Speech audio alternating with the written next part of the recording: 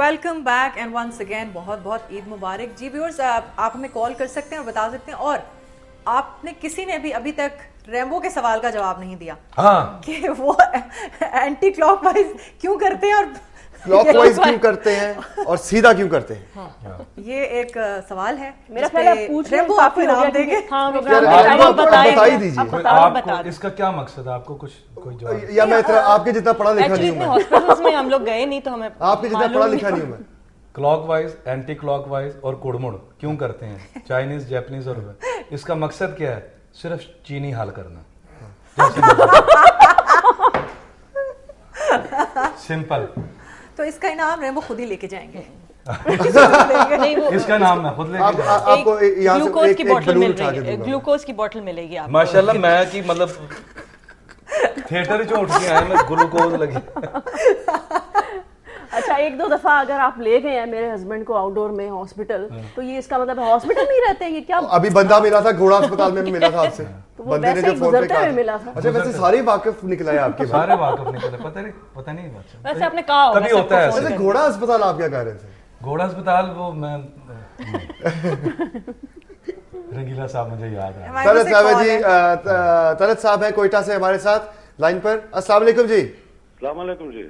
ईद मुबारक। खैर मुबारक। आप सबको भी ईद मुबारक हो। खैर मुबारक। खैर मुबारक। से आपसे बात करना चाहता हूँ जी। जान रैम्बो और आपने जिस तरह अज़दवाजी जिंदगी को निभाया हमारी फिल्मी दुनिया में, आपने एक मिसाल कायम की और आप हमारे लिए बायस फखर। बड़ी मेहरबानी। भी इसी रास्ते पे चल रही है, अल्लाह इसको भी कामयाब करे इंशाअल्लाह। आमीन आमीन। Very good. तो इस ईद के हवाले से कौम को कोई मैसेज?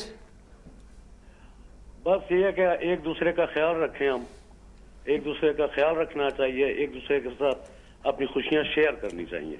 सिर्फ खुद खुशियां, वो कोई खुशियां नहीं होती। वाह। किसी को आप मैसेज देना चाहते हो थ्रू दिस प्रोग्राम दे सकते हैं? नहीं, मेरी तरफ से सारे पाकिस्तानियों को ईद मुबारक और बीए पाकिस्तानी। बस वेरी गुड। थैंक यू जी, thank you so much, thank you जी। रैम्बो साहब कोयटा से थे ये? कोयटा से। माशाल्लाह माशाल्लाह। अच्छा जनाब, अच्छी यार बड़ी खुशी होती है ना तारीफ करे कि इज़्दिवाजी जिंदगी माशाल्लाह। और अक्सर ऐसे भी होता है कि बहुत सारे लोग जब आपको मिलते हैं तो वो कहते हैं बहुत एक्साइटेड होके ना, उसके बाद बात भूल जाते हैं वो क्या करना चाह रहे थे, क्या पूछना चाह रहे थे। ये बड़ी दफा माशाल्लाह माशाल्लाह सना और फखर की भी अंडरस्टैंडिंग बहुत अच्छी है माशाल्लाह। बड़ी अच्छी बात है। और ये कहा जाता था कि फिल्मी शादियां नहीं चलती, फिल्मी शादियां नहीं चलती। हम लोग तो आपस में मिलते भी रहते हैं। हाँ बिल्कुल। तो अच्छा एक फैमिली यही लोगों का कहता हूँ यार कि पहले कुछ ऐसा आपने मुझे कहा ना कि मैं ट्रेंड सेटर हूँ, स्टेज पे पहले आए, फिर टीवी पे एंकरिंग, फिर मेरा ख्याल है मुझे लगता है मैं शादियों में भी ट्रेंड सेटर हूँ। पहले एक्ट्रेसेस शादी करती थी जरा छुपा के, सही, और बच्चे भी छुपा लेती थी। मेरे बच्चे भी सामने हैं, कोई ऐसी बात नहीं। मुझे एज एन एक्टर लड़के होते हैं, मुझे कईयों ने कहा था कि मत करो शादी, तुम्हारा करियर काम नहीं मिलता, काम नहीं मिलेगा। क्यों नहीं मिलता यार काम? उसके बाद चूड़ियां आई थी। चूड़ियां हमारी शादी के तीसरे दिन, चौथे दिन। और ज्यादा लक ज्यादा आपकी काम करती है। नदीम साहब शादीशुदा हिट रहे हैं जिसमें, लेकिन वो उसकी बात सही है कि स्पेशली फीमेल एक्ट्रेसेस की तरफ से बहुत कम। जी हमारे साथ इस वक्त लाइन पर मौजूद है शेख आसिफ साहब जी। अस्सलाम वालेकुम। अस्सलाम वालेकुम जी। अस्सलाम वालेकुम जी। ईद मुबारक। ईद मुबारक जी आप सब लोगों को। खैर मुबारक जी। ये सना साहब से पूछना था कि आप अपने हस्बैंड को क्यों नहीं लाई? आप? हाँ जी। हाँ, ये एक बहुत बड़ा सवाल है। ये मामू थैंक यू सो मच। ये आपने बड़ा मुश्किल सवाल पूछ लिया।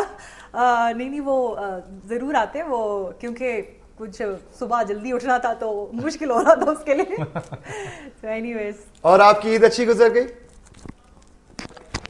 अच्छा ओके। ये मामू कांजन से थे फोन। अच्छा वैसे हमने नोट नहीं किया, उन्होंने नोट कर लिया।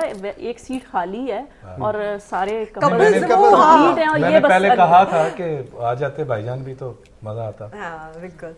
नहीं वो इस तरह से होता है, बल्कि मजीद और मजेदार बातें हो जाती है जब कपल्स बैठे होते हैं, अपने अपने एक्सपीरियंस, अपनी अपनी बातें जो मजेदार होती हैं वही पहले लोग कहते थे कि फिल्म इंडस्ट्री की शादियां और ये और वो और फलां, लेकिन अल्लाह का शुक्र है कि ये पिछले 8-9 सालों में ना लोगों के काफी शक शबात दूर हुए, कुछ बेहतर हुए अल्हम्दुलिल्लाह, और भी हम बेहतर करेंगे। और मैं ये कहूँगी कि बल्कि एक्टर्स को तो अप्रिशिएट करते हैं, इस बात से कि भाई वो एक्सप्रेसिव हैं अपना, लेकिन अब फीमेल जैसे इसने कहा कि मैंने ट्रेंड सेट किया था, बिल्कुल सही कह रही हैं कि जब आप लोगों की माशाल्लाह शादी हुई थी लोगों ने बहुत अप्रिशिएट किया था, बहुत ज्यादा। और मैं अपनी फीलिंग्स बताऊंगी कि एज एन एक्टर जो मेरी पहले इज्जत थी अभी उससे ज्यादा होती है। तो अरबाज खुशबू हैं, उनकी रिस्पेक्ट बढ़ जाती है, और बाकायदा हम फैमिलीज हैं, हम अच्छे घरों से हैं अल्हम्दुलिल्लाह, हमारे माँ बाप ने बड़े खानदानी लोग हैं सबके, और जब हमारे आपस में एक दूसरे के रिश्ते होते हैं तो रिस्पेक्ट बढ़ जाती है। पहले ये मेरे लिए सिर्फ सना थी, अब ये मेरी भाभी भी है, सना भी है, मेरी कलीग भी है, मेरी हीरोइन भी है, इसी तरह हम सारे आपस में। अच्छा, तो ये हम भी भाई जितना भाभी आपने काम किया अब तक, आपका लास्ट हीरो कौन? लाइए मोमी। अच्छा थैंक यू।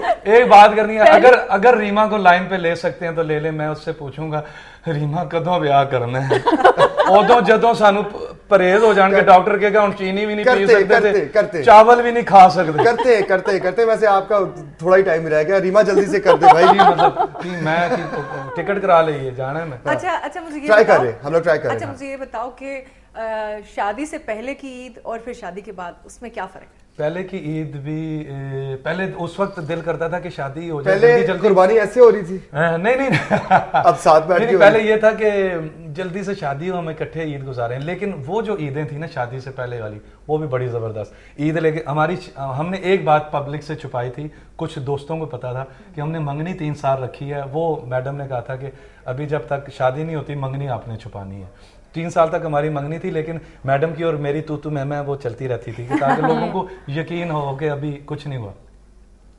वो जो थी ना ईद, मेरी अम्मी अल्लाह जन्नत नसीब करे उनको, अम्मी मेरे अब्बू मेरी बहनें, वो ईद लेके जानी इनकी तरफ से, फिर मेरी तरफ मैडम ईद लेके आनी, वो अब मिस करते हैं। उस वक्त ये था कि जल्दी जल्दी शादी हो जाए।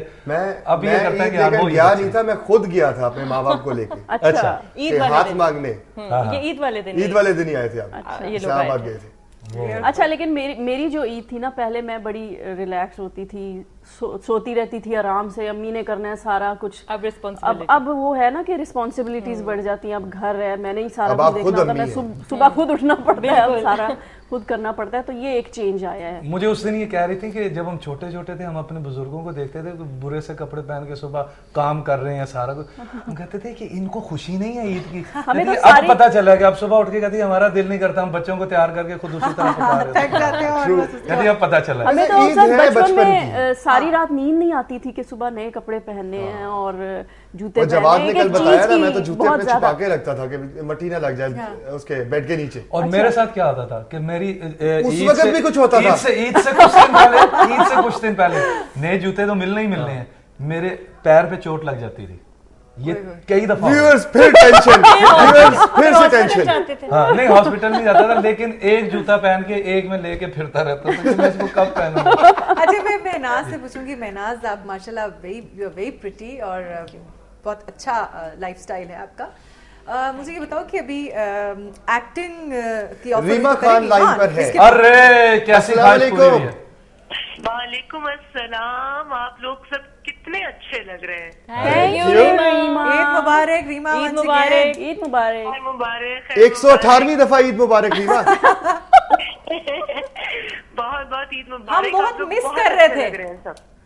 हम तुम्हें रीमा मिस कर रहे थे और भाईजान के साथ मिस कर रहे हैं। अच्छा, शुक्र है तुमने ये नहीं कह दिया कि तुम मुझे मिस कर रहे हो 18 नानों के साथ।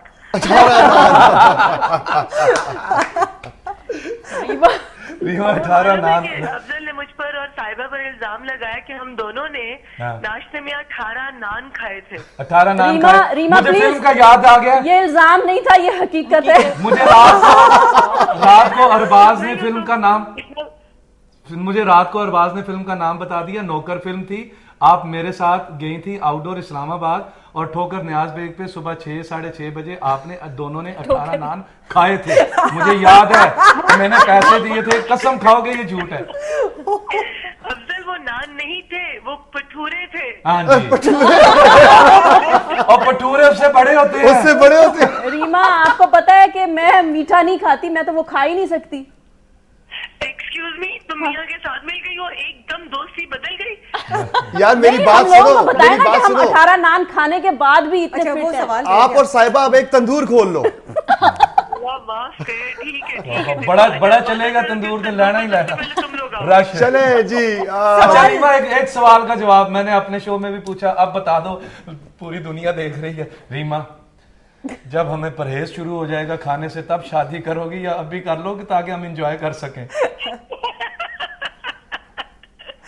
नहीं, आप लोगों का इतना प्रेशर है। हाँ। और इंशाल्लाह फिल्म की रिलीज के बाद सीरियसली 2011 में आप लोगों को गुड न्यूज मिल जाएगी इंशाल्लाह। शीमा फोजवानी का हम लोगों को प्रोग्राम भी खत्म करना है, वक्त क्योंकि थोड़ा लिमिटेड है, इसलिए थैंक यू वेरी मच। यकीन है कि आपने आज का दिन भी बहुत एंजॉय किया होगा। पहले दो ईदों की तरह ये आज की जो तीसरे दिन की ईद है ये भी आपने एंजॉय की होगी, ज्यादा की होगी, ज्यादा है ना, ज्यादा। हम लोग आपसे इजाजत लेंगे, बहुत मजा आया, आपको ज्वाइन करेंगे हमारे बाद। थैंक यू सो मच, दुआ में याद रखिएगा और अपने मुल्क के लिए हमेशा दुआगो रहिएगा। Thank you so much. और इंशाल्लाह कहीं ना कहीं बहुत जल्द मुलाकात होगी हमारी, इंशाल्लाह। अल्लाह हाफिज़। रब रखा।